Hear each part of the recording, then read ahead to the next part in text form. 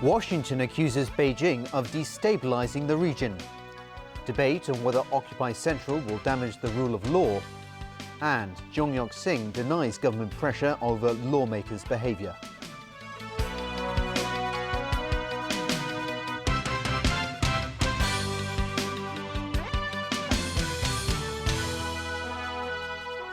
Good evening. The territorial dispute between China and Japan in the East China Sea took center stage at an international security conference in Singapore today. U.S. Defense Secretary Chuck Hagel told the conference America will not look the other way if Beijing tries to restrict navigation or ignore international rules and standards. Alan Booknia reports.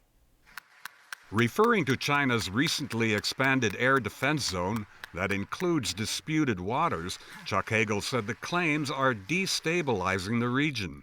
But we firmly oppose any nation's use of intimidation, coercion, or the threat of force to assert those claims. We also oppose any effort by any nation to restrict overflight or freedom of navigation.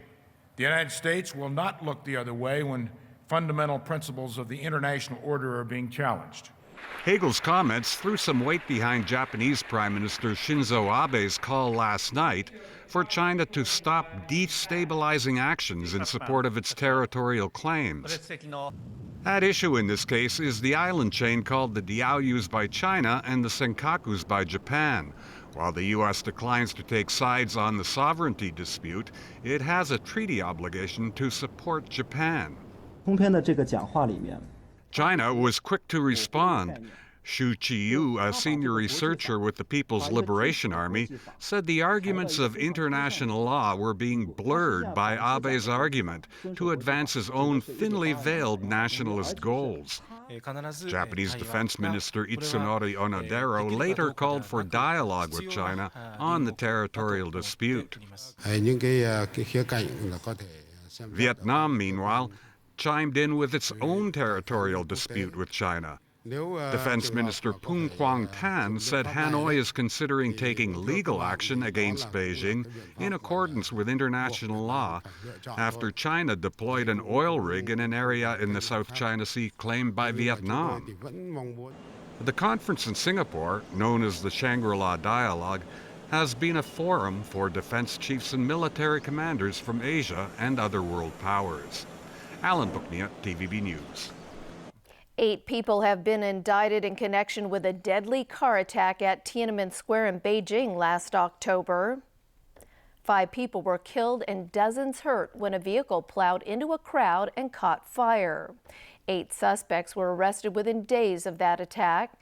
Xinjiang authorities are accusing them of organizing, leading, and participating in a terrorist group and endangering public security with dangerous methods. They will stand trial in a court in Urumqi and face the death penalty if convicted. Their identities have not been revealed. Beijing has said separatists from Xinjiang were responsible for the attack. Here in Hong Kong, debate is heating up on whether Occupy Central will damage the rule of law here. And top pro-Beijing figure Rita Fan says the civil disobedience movement won't change the central government's stance on political reform. Rani Samtani reports. Acting Chief Executive Carrie Lam once again made clear Occupy Central is illegal and will harm Hong Kong. Our understanding of this action is based on what we learned from reports or directly from what the conveners of Occupy Central have said, which is basically to obstruct traffic or pedestrian flow in Hong Kong, or even to paralyze the entire Central in order to force the central authorities or the Hong Kong SL government to accept certain proposals on constitutional development. And from this particular perspective, one could easily conclude that the action is very likely to be illegal. Lam stressed that the rule of law is one of the city's most important core values. National People's Congress Standing Committee member Rita Fan said Hong Kong enjoys freedom of speech and people have different ways to express their views. But she said Occupy Central is not a good idea, and Fan doesn't believe the movement would change Beijing's stance on constitutional reform.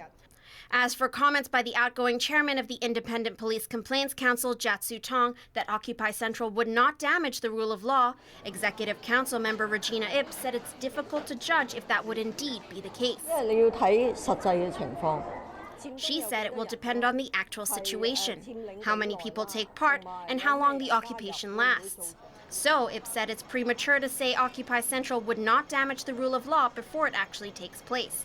She did say social order may be disrupted. Ronnie Samtani, TVB News.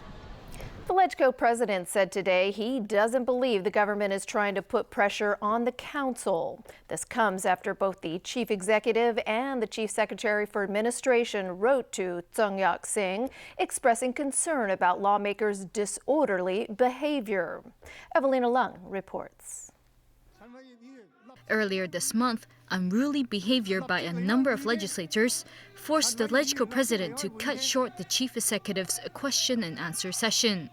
It's been revealed that Chief Executive Leung Chun-ying wrote a letter to the council one day before the Q&A session, asking Jang Yuk-sing to try to prevent such behavior. I took it very seriously. I consulted my secretariat, the secretariat of the Legislative Council, and I think we did whatever should be done to make sure that meetings would be conducted properly. And after the Q&A session was disrupted, Chief Secretary for Administration Carrie Lam sent Zhang a letter of complaint. But the LegCo president said he doesn't believe the government was trying to exert power over the council. Lam said today she has the responsibility to manage the relations between the government and the legislature. She said any official who is insulted or attacked becomes her concern. Lam also revealed she had written a number of letters to the LegCo president about the issue in the past. Evelyn Lang, TVB News. Turning overseas again and to Thailand, where anti-coup protesters are planning to take to the streets this weekend. They're angry with the military for deciding not to hold elections for a year in order to engineer reforms. In a televised address, Army Chief General Prayut Chan-o-cha said all sides have to stop protesting for his plan to restore democracy to succeed. He says they're currently working to establish a legislative council that will select a prime minister. Then a cabinet will be appointed to oversee the administration and draft a new constitution. And an army spokesman warned protesters that soldiers will stop at nothing to deter rowdy crowds. Well, 2 police officers in India have been sacked over the grisly rape and hanging of 2 teenage girls. The victims' families accused local police of shielding the attackers and refusing to take action. In addition to firing the officers for dereliction of duty, 3 suspected attackers have been arrested. The government has pledged to set up a fast-track court to prosecute the accused, but that's not enough for outraged protesters. Students in New Delhi took to the streets, saying they will no longer tolerate rape as an acceptable norm in India. One women's association also protested by mocking a former chief minister's comments that said boys will be boys, they make mistakes. North Korea has sentenced a South Korean missionary to hard labor for life for allegedly spying and trying to set up an underground church. Pyongyang said Kim Jong-un was tried yesterday and admitted to anti-North Korean religious acts and malignantly hurting the dignity of the country's supreme leadership. Kim was arrested last October after crossing into the north from China. Last year, North Korea sentenced Korean-American missionary Kenneth Bae to 15 years of hard labor for committing hostile acts against the country. Analysts point out Pyongyang had used foreign detainees as bargaining chips for aid and other concessions. And still ahead in our newscast, Barack Obama loses his Veterans Affairs chief. LeBron James and the Heat reached the NBA Final and preparing to make waves at the Dragon Boat races.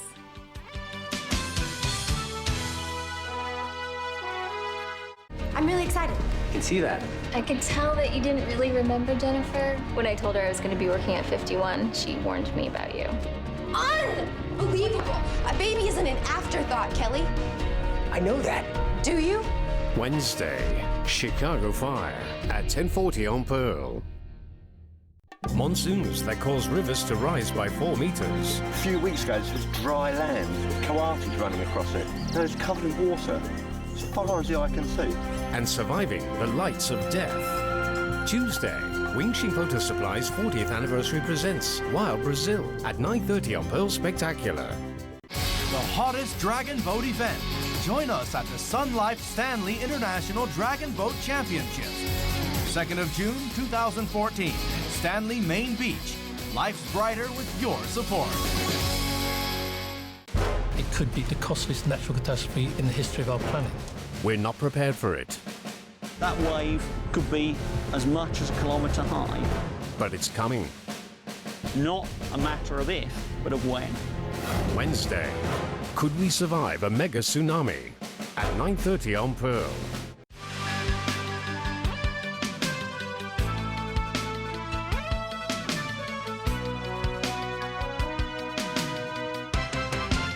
We're back tonight with more international news. Ukraine has sent a partial payment to Russia for a $5 billion gas bill it owes. The $786 million payment averts an immediate threat that Russia would stop providing gas to Ukraine. It also clears the way for further talks about Ukraine's debt on Monday. Meanwhile, NATO has confirmed that Russia is in the process of pulling back 2/3 of the estimated 40,000 troops from its border with Ukraine. NATO Secretary General Anders Fogh Rasmussen said it's a far more significant withdrawal than previously estimated. Rasmussen also announced ambassadors from NATO and Russia will meet on Monday in Brussels for the first time since the Kremlin's annexation of Crimea in March. To the United States now, where a major scandal that left veterans suffering after they were denied timely medical treatment has led to the resignation of the man in charge. Something was desperately wrong with the Department of Veterans Affairs that's supposed to care for those who laid their lives on the line for their country. In April, shocking reports began surfacing that veterans were literally dying while waiting to be seen at a VA medical center in Phoenix, Arizona. An investigation determined that staff were deliberately misreporting waiting times.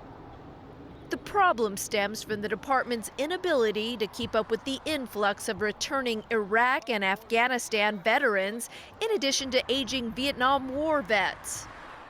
Amid a firestorm of outrage, Democrats and Republicans in Congress, as well as some veterans groups, demanded Eric Shinseki removal. So it came as no surprise when the man at the top paid for the scandal with his job. So given the facts I now know, I apologize as the senior leader of the Department of Veterans Affairs. I extend that apology to the people whom I care most deeply about, and that's the veterans of this great country. But Arizona was just the tip of the iceberg. An audit revealed that 64% of VA facilities across the country were falsifying medical appointment waiting times. House Speaker John Boehner made clear Americans expect more than Shinseki's resignation. His resignation, though, does not absolve the president of his responsibility to step in and make things right for our veterans.